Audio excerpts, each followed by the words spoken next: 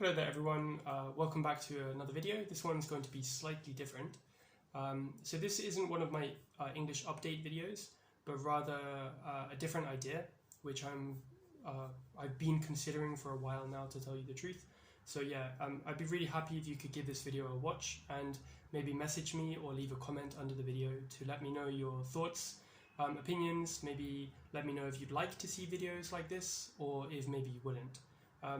So what I'm going to do here is I'll just go through a resource, which is going to be a TED Talk, which I worked on with a student today. And I'm just going to give you a bit of insight into how I select chunks of language.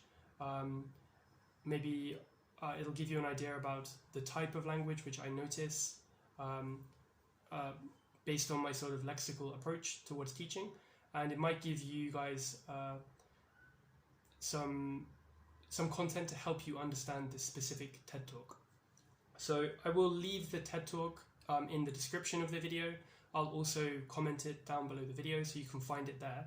So perhaps what it might be useful to do is I'll leave the link with the transcript link there, so you should be able to go to the TED Talk website, scroll down, and you'll simply see the transcript written out for the video.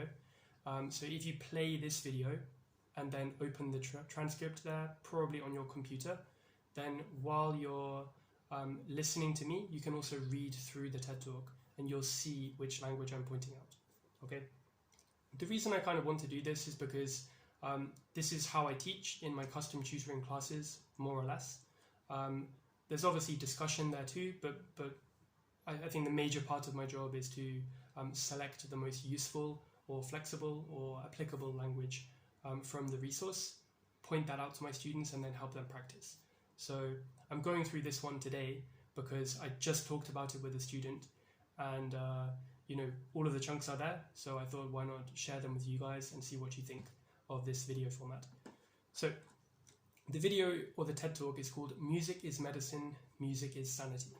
So I'm not going to talk about the overall point of the TED Talk here, I'm just going to point out what I see as flexible chunks, starting from the top of the video and stopping when we get to around 8 minutes, I guess.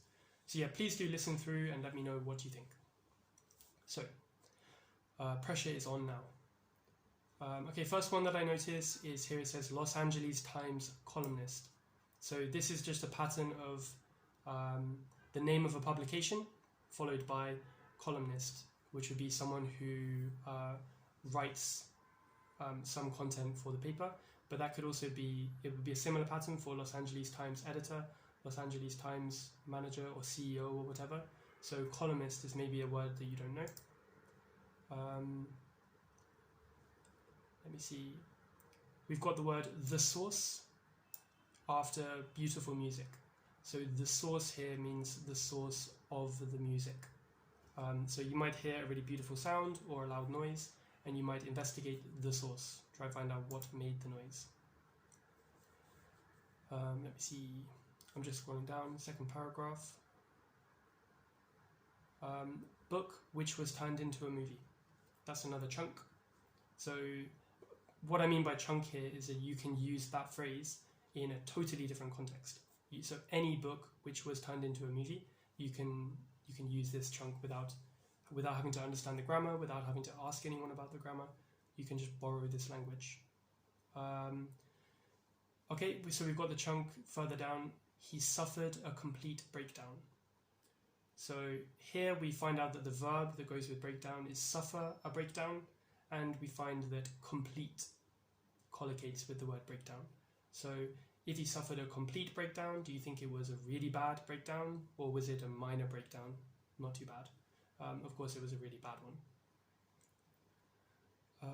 Let me see. Living homeless on the streets. Okay, so rather than simply he is homeless or he's a homeless person, he is living homeless. So homeless here is adverb, I suppose. Living homeless on the streets. Living homeless on the streets. Okay, next sentence, we've got another really good chunk. I encourage all of you to.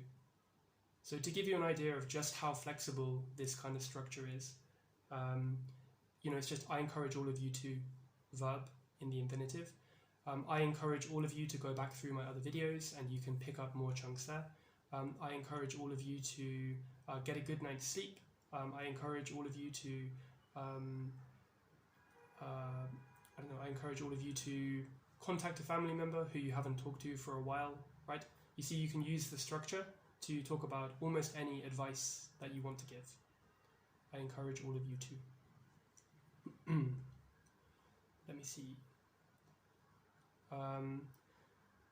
Okay, here's a really cool chunk.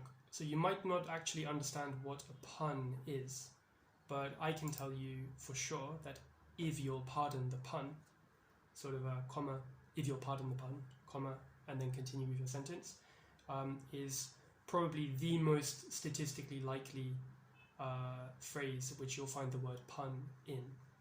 Whenever someone makes a pun, which is sort of a statement which has a double meaning, a bit difficult to explain, maybe check the dictionary, but yeah, whenever someone makes a pun, they normally say, if you'll pardon the pun, right away, to show that they notice that they made a pun. Okay, next paragraph.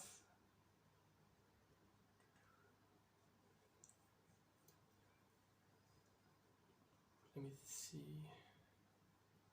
Yeah, this is another one that came up with the student in class today, which is how the Dodgers were never going to make the World Series. This one is actually possibly confusing to look at because the Dodgers make the World Series. Sounds like they're creating something or making something as we normally mean make. But never going to make the World Series. World Series here is like a sports league. It could be Premier League or Olympic team, anything like that, something which you have to qualify to get into. So if the Dodgers were never going to make the World Series, it means they're not going to qualify for it. So yeah, never going to make is a collocation there, which has a different meaning from the word make.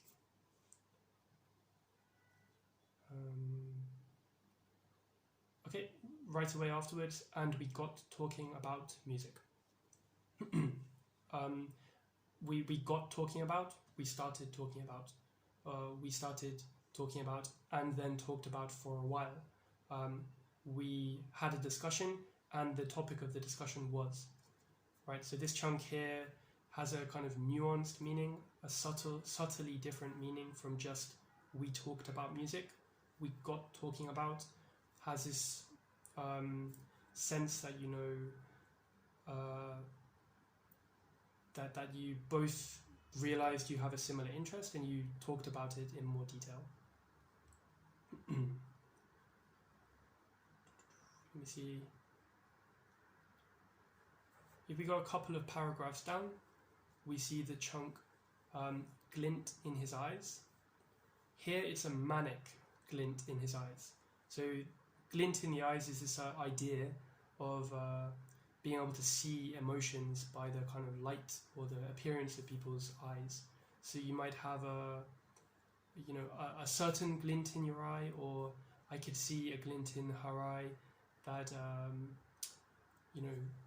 made me realize that she was flirting, something like that. It could be a good glint or a bad glint, but in any case you would say glint in his eyes, glint in her eyes, glint in my eyes. Yeah, so I think I'll leave it there. But yeah, I'd just like to do this to get you guys thoughts and maybe opinions. I don't know if you find this useful, but yeah, this is essentially what I do when I'm preparing for my custom tutoring sessions. Particularly if a student sends me a resource, I'll spend like 10 to 15 minutes doing this, just going through and noting to myself mentally or writing down which useful chunks appear in the text. So chunks could be verbs with adverbs, they could be short phrases, it could be exclamations or even full sentences. Yeah, so this video is just kind of me thinking out loud. I hope it helps you to see some of these chunks as you're reading through. And if you'd like to try out any of the chunks I mentioned, then please do write a comment down below trying one out. Finally, I will make a Quizlet set for some of the chunks from this video too, if any of you'd like to practice. And yeah, let me know your thoughts. Right, goodbye.